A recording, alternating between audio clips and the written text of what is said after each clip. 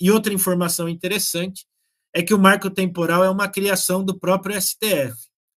Né? Isso é importante para a gente também colocar, discutir bastante que isso não existia na Constituição, não existia em lugar nenhum, e o STF julgou, né, a terra indígena Raposa Serra do Sol, se não me engano, em 2008, né, que terminou o julgamento, 2008, 2009, não lembro exatamente, mas que o argumento para essa demarcação foi que os índios estavam lá na data de 5 de outubro de 1988.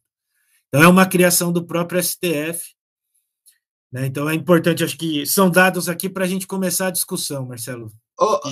Farac, só uma coisa para tornar mais claro isso que você falou. Quer dizer, então, que a PL 490, que foi criada por esse deputado latifundiário aí, ela é posterior a esse julgamento do STF? A proposta é de 2007, né, que ele colocou. O julgamento começou anterior a a data desse projeto de lei. Então são próximos, né? São bem próximos. Foi o mesmo período aí para inviabilizar as demarcações aí, né? Principalmente nas áreas fora da Amazônia, né?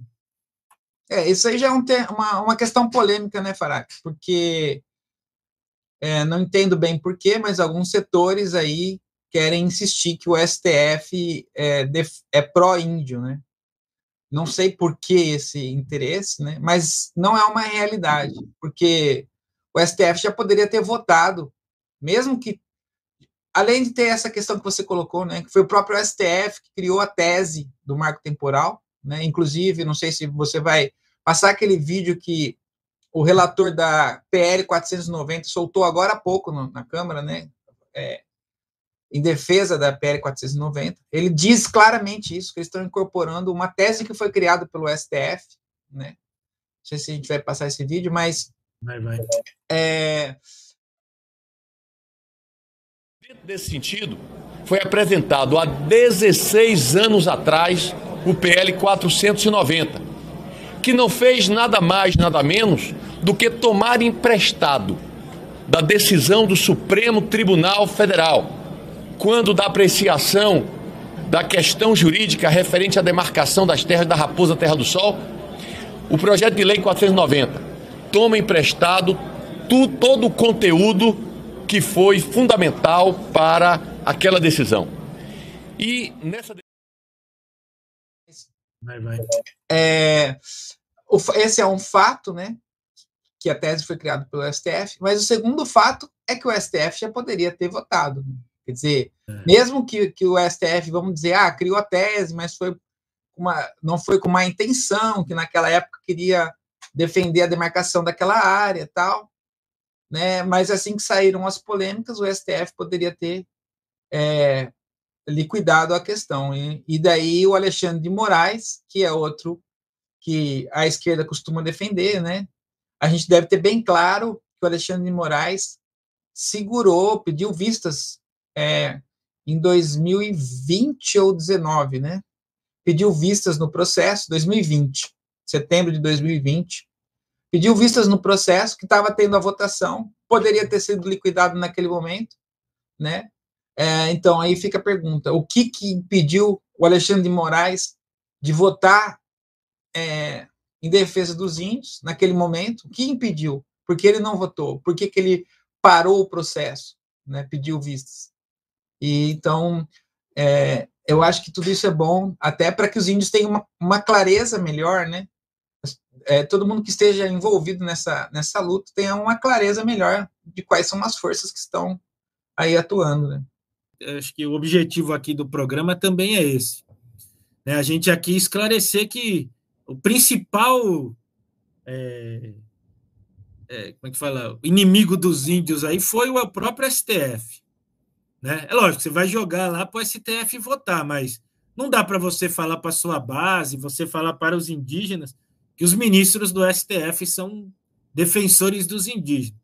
Outra informação que eu acho interessante, que a gente está levantando os dados aqui para escrever, é assim, o STF não só criou, né, porque pode ser pior, o cara pode falar assim, não, o STF foi mal interpretado, né, a direita se aproveitou, né, do que o STF falou, né, do marco temporal, botou na data e não sei o quê. Mas, assim, o STF não só criou o marco temporal, como ele já aplicou em diversas terras indígenas o marco temporal. Né?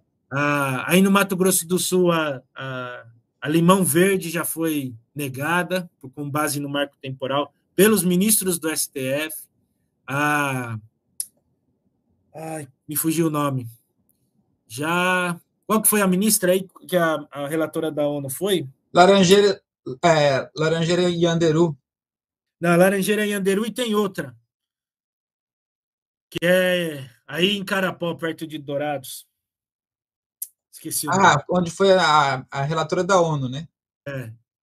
Já esqueci o nome dela. É. Mas eu esqueci, vou lembrar aqui até o final.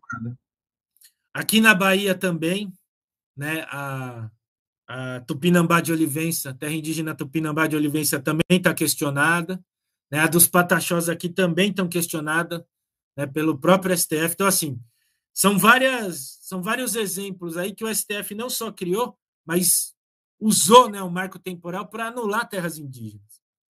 Né? Então, como é que você vai lá e apresenta aí como grande amigo do povo, amigo dos indígenas, né, o STF?